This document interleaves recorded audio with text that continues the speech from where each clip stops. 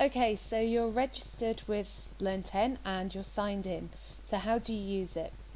Well, as well as visiting the site, you know that we have a screensaver that's available for premium subscribers, and we also have an iPhone application which is available from it's a web app, which means you don't need to download it. You just need to visit the URL m.learn10.com and have a play with that. That's really useful when you're out and about and you've got a spare 5 minutes. I use that quite a lot. So if you go to the website, which is learn10.com, you see that there is the word list here. So this is the first thing to start studying. And what if you want to see an example of the word in use? Well, what we've done is we've used the Twitter API to actually provide more information about the words as they're used by native speakers. So when you go for more information, you can see the English word, the word that you're learning, the word type and the word gender if it's appropriate for the word and the language. Then under there you can see several examples of the way that people are actually using that word live in Twitter. Okay, so you can have a read through and see what people are doing with the words that you're learning. Now if you don't know how to pronounce the word, you can go to the speaking teacher. So it's also useful just to listen to the words if you're not familiar with them, because it helps create a different type of memory which is useful for the learning process. So with the speaking teachers, with a premium account you have unlimited access to this. With a free account then you'd get just one play a day, but it's enough for you to see what the service is about and also to get one play of the speaking teacher. So here's Gabriela Dvorakova, who's going to help me with learning French. We have many different characters available, and with different languages we have lots of different voices as well. So for example, if you were learning English, then we have 15 different accents available, and likewise with Spanish, we have Spanish from Mexico, Spanish from Spain, etc, etc. So first I'm going to play the words, so I think you're going to need to hear this.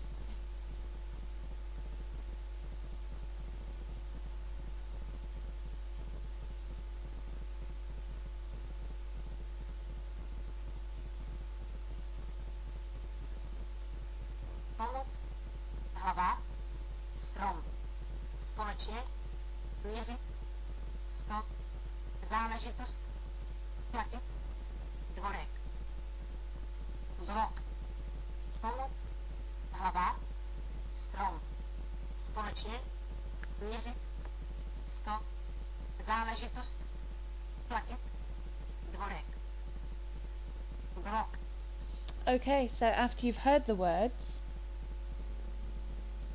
then you can go back and do a test to see how well you remember those words, if you know what the meanings would be in English. So the test feature is something that I use every day.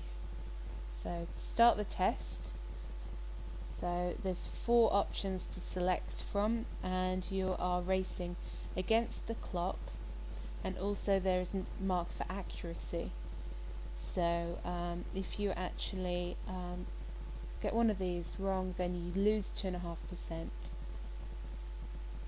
So the people that get the highest scores then actually go onto a leaderboard.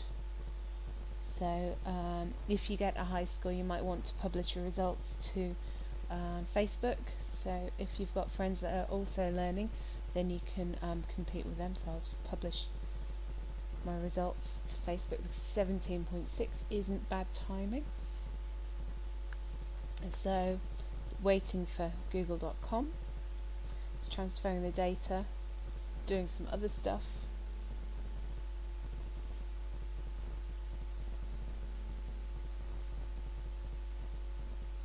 And it's done. Okay, so I can look at the high scores as well, see how I'm doing compared with other people, because that was quite a good score, I think. Yep, so I'm right at the top with 17.6 there. So I'll do the test. I have a premium account, which means that I get to do the phased learning. Phased learning is about looking at learning and looking at the points in time in which you need to revise what you've learned.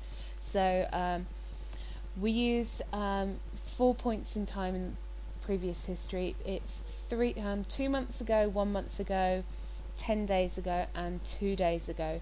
So you can go back and you can actually revise the words, listen to the words, do the test for those days in the past, and that should cement things in your memory rather than the content being lost because of the process of putting things into your long-term memory. So that's the revision section. Another way of remembering things is actually by speaking them aloud. So we have a seismic integration that you can use to make a video.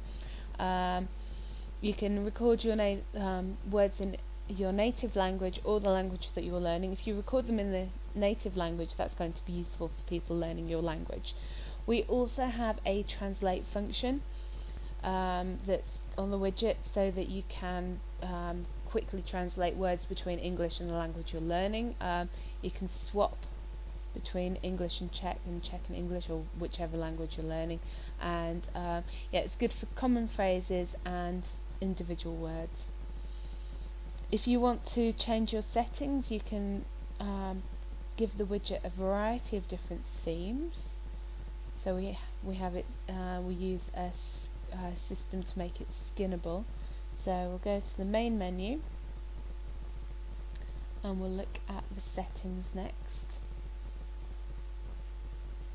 So one setting that one skin that I particularly like is Live Lime, which is the it's a very bright theme. So let's click on themes,